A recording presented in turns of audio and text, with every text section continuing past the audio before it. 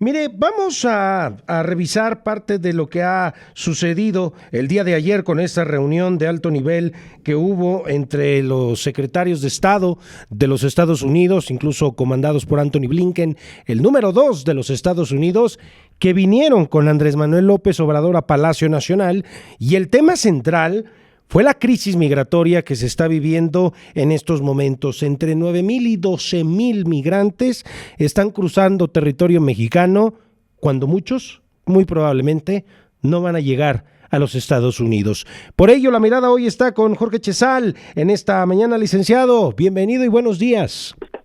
¿Qué tal? Buenos días, Jonathan. Bueno, pues usted, ¿cómo aprecia este momento en el cual, en medio de esta crisis migratoria, deciden venir los secretarios de Estado a reunirse con López Obrador y hablar del tema de la crisis migratoria?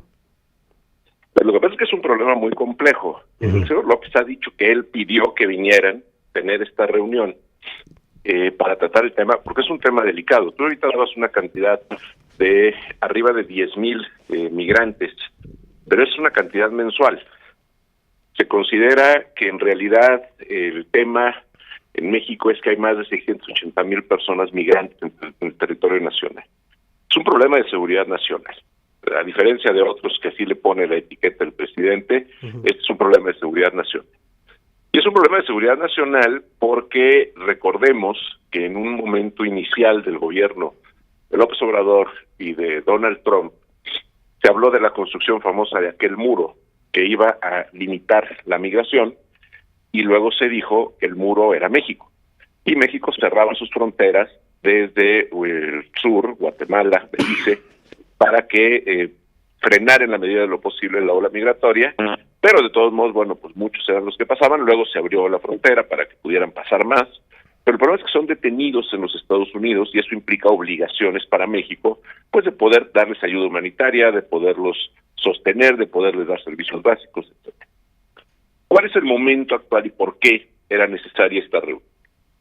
Hay que recordar que el señor López no quiso ir a una reunión en Los Ángeles, a la que mandó a Marcelo Ebrard, y en esa reunión se tomó una declaración, la Declaración de Los Ángeles sobre política migratoria, donde existe la obligación de cierto cumplimiento de compromisos que a la fecha no han sido del todo claros y no se han respetado. México firma también esta declaración por conducto, insisto, de su canciller, no de su presidente, en función de que el presidente había asumido la defensa de Venezuela y de Cuba, que junto con otros países son los grandes expulsores de migrantes a los Estados Unidos. El problema es que existe esa situación. Tenemos el tránsito de migrantes, tenemos la necesidad de poder atender esas necesidades humanitarias en México, tenemos el gravísimo problema de la delincuencia organizada, en donde no hay un programa serio de combate a la delincuencia organizada por parte del gobierno mexicano, y esto posibilita la trata de personas, posibilita incluso que sean extorsionados por el crimen organizado y por las propias autoridades, por la propia Guardia Nacional, estos migrantes. Y esto, si lo pensamos con un grupo importante de personas dentro del territorio nacional y con las fronteras cerradas en los Estados Unidos, se nos convierte en un problema en donde me parece que frente a lo que diga el presidente en su conferencia mañanera de que cooperaremos como siempre, etcétera, etcétera, me parece que tiene que buscar vías de salida. Y creo que por eso era necesaria esta reunión. Sí, y hay un punto importante, hablan de 9,000 o 12,000, el hecho es de que son casi más de 10,000, y han empezado a hablar de que 9 de cada 10 pues están viendo que ya no llegarán a los Estados Unidos y han pensado en quedarse, a radicar en nuestro país. Ahí la gran tarea va a ser también para los gobiernos estatales cómo van a atender esta problemática, porque muchos de ellos quieren que aquí nada más anden de paso y se vayan a otro estado, licenciado. Sí, claro, por supuesto, y esa visión me parece que no la tiene el presidente López, porque por ahí hace un rato en su conferencia mañanera dijo que Estados Unidos tendría que recordar que hay 40 millones de migrantes mexicanos en los Estados Unidos, fue la cifra que dio el presidente, y que esos migrantes trabajan y que ayudan, y que entonces no habría que cometer el error histórico de olvidarse de eso. No, el problema es que ese error histórico lo puede estar olvidando, o esa situación histórica la puede estar olvidando el presidente López, porque si deciden quedarse los migrantes, van a competir con mexicanos respecto de fuentes de empleo, va a haber necesidad de darles servicios y por lo tanto se tiene que enfrentar con una política social distinta de como lo ha venido haciendo el gobierno mexicano. El gobierno mexicano parece que la postura es simplemente los veo pasar y veo que llegan, punto. El problema es cuando se queden a radicar en México una buena cantidad de esos migrantes, porque efectivamente, como muy bien lo dices, no es un tema federal. El tema federal es el control de las fronteras y el tránsito por carreteras o por vías férreas. El problema de la estancia, el problema de quedarse, es un problema de los municipios y de los estados. Y entonces ahí es en donde tendrán que impactarse los presupuestos, tendrán que impactarse los programas sociales y tendrán que impactarse todas las demás cuestiones relacionadas con la vida económica de esos estados y de esos municipios para poder atender a los migrantes que se queden ante el cierre de las fronteras en los Estados Unidos. A ver, licenciado, vienen cada vez más migrantes de países más lejanos, incluso de países que no tienen nada de conexión con nuestro continente, y me refiero en materia cultural, en materia religiosa, que son totalmente distintos a nosotros. Esto también, aparte de que va a generar un choque cultural, aquí ahorita van a cambiar las dinámicas de migración. Antes era Centroamérica, hondureños, salvadoreños, si acaso venezolanos o cubanos, pero ahora cada vez más son de más lejos, africanos, incluso de Asia Central. Esto también va a tener que generar, porque pues muchos de ellos ni siquiera habrá oportunidad de cómo comunicarse de manera directa con ellos, licenciado. Mira, el tema de la migración, evidentemente hay que considerarlo por una serie de factores. ¿Cuáles son las razones de expulsión de los países? Regímenes como el de Venezuela, que tanto defiende el señor López, que son regímenes dictatoriales, el caso de Nicaragua, en donde es capaz de expulsarlos y de quitar la nacionalidad con toda tranquilidad el señor Daniel Ortega, sus mismos ciudadanos nicaragüenses, pero también cuestiones económicas, cuestiones sociales, guerra, etc. En el momento que se dan los procesos migratorios, se busca cuáles son los puntos por los cuales puede facilitarse el tránsito de este flujo. En Europa nosotros vemos que por la conexión que tiene a través del Estrecho de Gibraltar y la distancia que existe con África, mucha de la migración que llega a Europa entra justamente por el lado de España, independientemente de que después se dispersen en el resto de Europa. Por lo tanto, entrar a los Estados Unidos tiene tres caminos. Uno es el camino de Canadá, con un régimen jurídico y político eficiente, con lo cual es un lugar complicado para poder transitar. Tienes lo que son las costas, lo que son los mares, en donde también el control que tienen los Estados Unidos con la Guardia Costera, y salvo lo que sucede con algunos balseros cubanos, bueno, pues también tienen un control mucho más rígido, mucho más duro.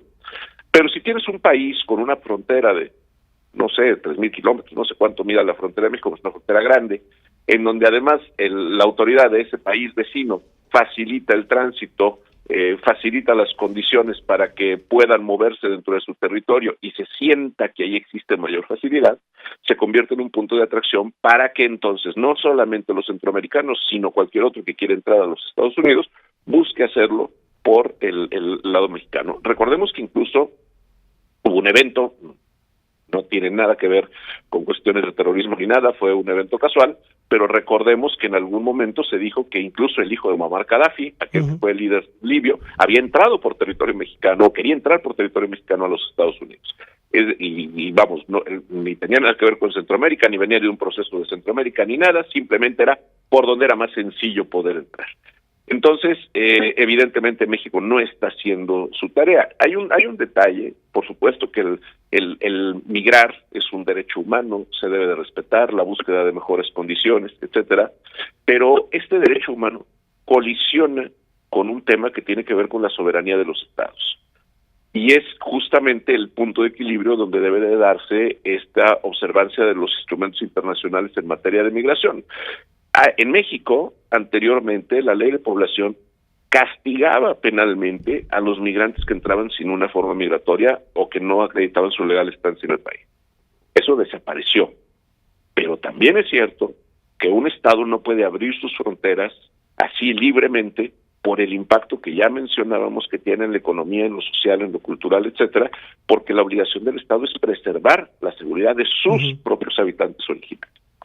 Licenciado, el hecho es de que ya están aquí, ¿no? El hecho es de que incluso la gobernadora de Chihuahua decía, van a venir 3,000, en Veracruz hay otros que están parados ahí, en Tapachula están caminando algunos, bueno, saliendo del municipio de Escuintla, y así muchísimos más alrededor del país. Ya están aquí.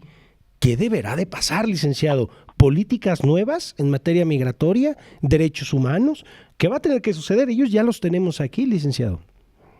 Lo estás diciendo muy claramente. Tiene que haber políticas nuevas, sobre todo porque el problema tiene 3 aristas, tiene 3 vertientes. 1, los que ya están aquí. 2, los que quieran venir. Y 3, y muy importante, los que no quieran regresar, porque una salida fácil de cualquier gobierno es, bueno, pues vamos a deportar y los regresamos a su país. Sí, pues su país no los van a querer, ni ellos van a querer regresarse a su país. Entonces sí necesitas implementar nuevas políticas que determinen la forma en que los vas a poder, a todos aquellos que no puedan ingresar a los Estados Unidos y no puedas expulsar del país porque no quieras, porque no puedas, porque no se quieran ir, porque se piden asilo político, por lo que quieras, necesitas encontrar la manera de su integración social. Evidentemente, esto tiene un alto costo económico, tiene un alto costo político y tiene un alto costo social. Bueno, pues vamos a seguir esta huella migrante porque a final de cuentas está siendo pues el tema, ¿no? Fue el tema coyuntural en la reunión de alto nivel entre los secretarios de Estado y el presidente López Obrador. Él acaba de declarar ahorita que fue muy buena, que fue en los buenos sentidos, hace unos instantes el mandatario nacional, pero me queda claro que sí le preocupa a Estados Unidos. Incluso ya hasta les dijeron los republicanos a Joe Biden, ¿para qué quieres dinero? ¿O para la guerra en Ucrania? ¿O para la guerra en Israel? ¿O para el tema migratorio? O sea, también están poniendo sobre la pared a Joe Biden, licenciado. Bueno, es que, a ver, siempre se dice que los Estados Unidos es un país que se hizo de la migración. Totalmente de acuerdo. Estados Unidos es un país que por definición se hizo de migrantes. Pero hay que tener muy presente que las condiciones en el año de 1620, cuando llegaron los migrantes en el Mayflower a ocupar el territorio de los Estados Unidos, es muy distinto al que existe hoy en día. Se mezclan cuestiones de seguridad nacional, se mezclan cuestiones de terrorismo, se mezclan cuestiones de narcotráfico, se mezclan cuestiones de delincuencia organizada, se mezclan cuestiones de necesidades sociales, de atención de hospitalaria, etcétera, y por lo tanto se convierte en un problema muy complejo. ¿Qué es lo que va a suceder? Pues evidentemente, imaginemos en un escenario ideal en donde México fuera nada más lugar de tránsito y que finalmente llegaran y todos los que pasan llegaran a los Estados Unidos. Imagínate el impacto que tiene en la economía, en la población, en la sociedad de los Estados Unidos. Lo que están haciendo es protegiendo sus fronteras y protegiendo a su sociedad. No quiere decir, insisto, que se deba de cuestionar el derecho humano a la migración, pero debe de tener un equilibrio con la protección que deben brindar los estados a sus habitantes y a la seguridad a sus habitantes. Seguridad en todos los aspectos. ¿Qué es lo que sucede si tenemos un país que tiene un número muy importante de pobres? Que el dinero, finalmente, que podría destinarse a esos pobres, tendrá que compartirse con otra población que no es original de México, pero que terminará integrándose a ese patrón democrático de los mexicanos. Y entonces, algo se tiene que hacer, no los puedes expulsar, porque si los expulsas no tienes a dónde mandarlos, porque no los quieren recibir en sus países, ellos mismos no quieren volver. Y hay un ejemplo de la irresponsabilidad del gobierno en algo que mencionó también hoy en la mañana era el presidente. Dice, la caravana migrante, esta gran caravana que venía desde el sur, dice, se ha ido disolviendo, ya son nada más como 3,000. Bueno, está bien, nada más que entonces se fueron a algún lado. Sí, o sea, no creo que hayan agarrado y se hayan regresado. Si era una gran caravana y ahora se ha reducido de tamaño, esos que se redujeron de tamaño quiere decir que ya están repartidos en algunos lugares del territorio nacional. El problema subsiste, nada más que ya no lo está viendo. Bueno, oiga, licenciado, me alcanzó el corte. Vamos a continuar en el siguiente bloque con otro punto importante, porque está llegando el final de año y vale mucho la pena revisar quién fue el personaje político de este 2023. Así que si me lo permite, vamos a mensajes y ahorita regresamos con usted, licenciado. ¿Cómo no? Claro que sí. Vamos a corte, volvemos. Pues vamos a continuar con este análisis que tenemos hoy con el licenciado Jorge Chezal en este 2023 aparañito que tuvimos en materia política. Este fenómeno de las pre-campañas, que vaya que cómo se llevaron una buena parte del año en temas políticos, entre los que se sentían ya presidenciables, entre los que les hicieron el feo, los que hicieron el berrinche, los que no estaban pues figurando en el tema y ahí aparecieron, y otros que simplemente pues ya la tenían más que cantada. Fue un año bien complicado en esta materia, licenciado, y por ello sería bien importante, ¿no? Revisar quién desde su perspectiva pues estarían ahí dominando este 2023, licenciado. Pues mira, sin duda yo destacaría en primer lugar, pero por supuesto en primerísimo lugar, como el hombre del año, como el ejemplo a seguir, sin duda a Marcelo Ebrard. Uh-huh. Porque Marcelo Ebrard dio una importantísima lección que podríamos expresar en tres formas distintas. La primera es, no confíes en López. La segunda es, si López te dice que es tu amigo, no le creas. Y la tercera, en general, no le creas a la Cuarta Transformación. Marcelo Ebrard, sin duda, nos demostró lo fácil que es perder la dimensión de las cosas por un exceso de confianza, y perdió su oportunidad de ser candidato a la presidencia de la República porque por segunda vez le creyó a quien dice que es su amigo, que lo ha traicionado 2 veces, y además dejó ir todo suponiendo que lo iban a tomar en serio. Sin duda para mí sería el personaje más emblemático del año porque sintetiza la estupidez del político mexicano de mejor manera que nadie. Licenciado, pero Marcelo llegó un momento en el que se sentía ya, ¿no? El presidenciable. Pero yo creo que fue el único hombre que no se había dado cuenta que sí, que ya estaba escogido desde el principio quién era, ¿no? Entonces me da gusto que apruebes mi postulación de Marcelo.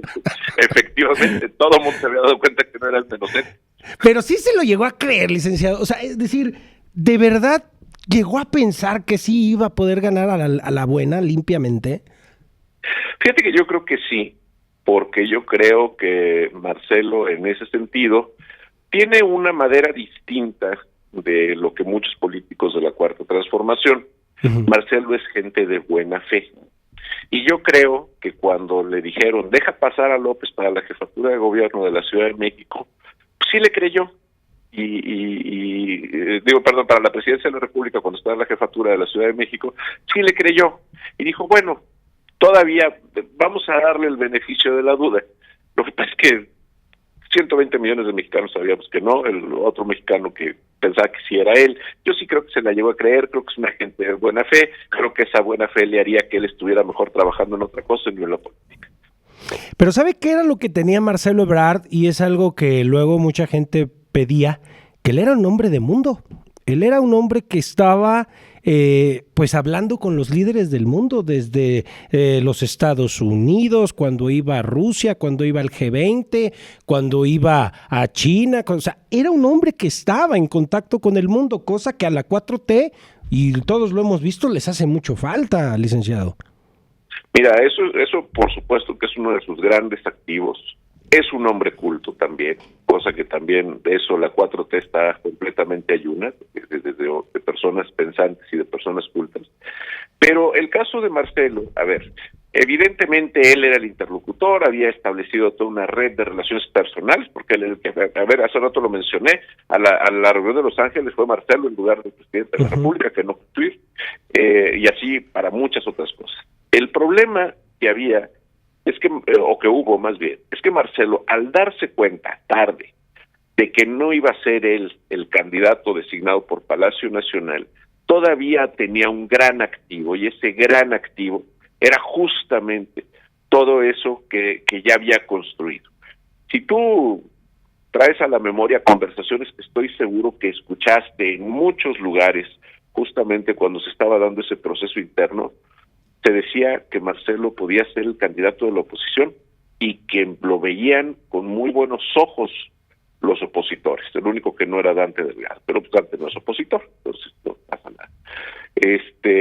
Lo veían como una buena opción. Y Marcelo prefirió la humillación de ahora decir que se incorporaba al equipo de Claudia Sheinbaum, tratando de negociar posiciones, tratando de conseguir candidaturas, que por adelantado habría que decirle que no se las van a dar, ¿no? Entonces, me parece que él decidió jugarlo todo, perdió, y después de que perdió, decidió volver a jugar y volver a perder. Interesante cómo lo menciona el licenciado, de cómo Marcelo Ebrard aparece. Bueno, por lo menos ganó en algo, ¿no? No, bueno, sí, ya es el hombre del año. Oiga, ¿y cómo ve a la oposición, licenciado? Porque aparecieron un montón de nombres en la oposición, tanto que criticaban estas corcholatas que tenía la 4T. A final de cuentas fueron haciendo lo mismo, hicieron una pasarela de nombres de viejos conocidos en la oposición, para que al final de cuentas quedara Xóchitl Gálvez diciéndoles: denle paso, déjenla que sea ella. ¿Usted cómo lo vio? Mira, el caso de la candidatura, y lo hemos comentado en algunas otras ocasiones cuando los he acompañado ahí en el estudio, Jonathan, yo creo que hubo un grupo de gente que de pronto encendieron la televisión, vieron a Xóchitl Gálvez tocando la puerta de Palacio Nacional y dijeron: mira, ella puede ser candidata. Y se decidieron a construir justamente esa candidatura en torno a ella, pero evidentemente había que legitimarla. Y entonces en esa legitimación, pues evidentemente hicieron esa pasarela cuando ya estaba decidido que fuera ella, por parte de quienes están organizando este grupo de oposición. Pero, por ejemplo, nombres como Santiago Krill, Beatriz Paredes, Enrique de la Madrid, Francisco Javier García Cabeza de Vaca, que aunque no lo creamos así fue, y luego regresando viejos conocidos. Ahora resulta que, por ejemplo, Ricardo Anaya quiere regresar al Senado, ahí en su equipo tiene a Margarita Zavala, Josefina Vázquez Mota. ¿Qué le dice que esté juntando a todos estos nombres? Y que hay que decirlo, gente que ha perdido, no ha ganado nada. No, bueno, a ver, vamos a echarle un vistazo al equipo que rodea a Xóchitl Gálvez y todos son expertos en derrotas. Es decir, ahí el problema es que ahora sepan aplicar a contrario censo su conocimiento, porque todos tienen experiencia en derrota. Y el caso de Santiago Krill es hasta anecdótico. Digo, con lo patético que ha resultado Santiago desde que se le ocurrió entrar a TikTok, ahí yo no tendría más cosas que decir. Pero es que todos quieren llegar ahí, licenciado. O sea, por más que se resistan, van a acabar en TikTok. El único que le entendió es Arturo Saldívar, ¿no? ¿Sí? Que le entendió a TikTok, en donde se ha convertido en un personaje importante en TikTok. ¿Por qué? Pues porque en TikTok tienes que tomarte la vida con esa frivolidad en la que Arturo es experto. Oiga, y hablando en la parte final, sé que me alcanza el tiempo, pero a ver, los diarios nacionales decían que el padrón a buscarse en estas elecciones son el joven. 30% del padrón electoral está conformado por chavos. 2.2 millones, desde 2.2 millones hasta 7.6 millones de jóvenes. El camino es ese, licenciado: bailar en TikTok, ponerse tenis fosforilocos, ¿qué más andan haciendo? Estar en Instagram todo el día, transmisiones, bailar. ¿Esa es su nueva campaña para el público joven, licenciado? Mira, yo te tendría que decir que no, y te voy a explicar por qué. Ajá. Porque es esa parte que puede ser convencida con ese tipo de acciones, es en realidad una parte muy pequeña de los jóvenes actualmente. Los jóvenes actualmente son generaciones, o es una generación mucho más pensante de lo que suponemos. Nosotros, en los jóvenes, pensamos que son así frívolos, desinteresados, etcétera, pero los tenemos combatiendo el maltrato animal, los tenemos levantando la voz para la conservación del medio ambiente, los tenemos interesados en las cuestiones de la discriminación, participando activamente. Te sientas a debatir con jóvenes y es realmente un proceso muy interesante, va mucho más allá de esa parte frívola que podría considerarse. Si alguien cree, por ejemplo, que Santiago Krill corriendo de un lado a otro y diciéndose el hombre constitución y diciendo que tiene muchas constituciones, convence a los jóvenes, está subestimando a la juventud, no está considerando el verdadero valor de la juventud. Y esa parte juvenil de nuestro padrón electoral, junto con la parte de los indecisos, es decir, esa parte que tiene que ver con ese segmento que puede, fíjate bien, puede manifestar una preferencia por López Obrador, pero no brindar un voto en favor de Claudia Sheinbaum, son los que van a decidir la elección. Entonces, si se cree que convirtiéndose en personajes mediáticos de redes sociales van a encontrar el voto, están muy equivocados, están subestimando, me parece que es incluso un insulto a la juventud. Licenciado, muchas gracias por sus participaciones el día de hoy y todo este año, y siempre agradeciéndole que esté con nosotros en Global Media un año más. Felices fiestas y que esté muy bien. Muchas gracias, igualmente, felicidades. Que esté muy bien, gracias. Es el licenciado Jorge Chezal, experto en temas jurídicos, y ya lo sabe, su mirada cada jueves con nosotros en este día. Altavox.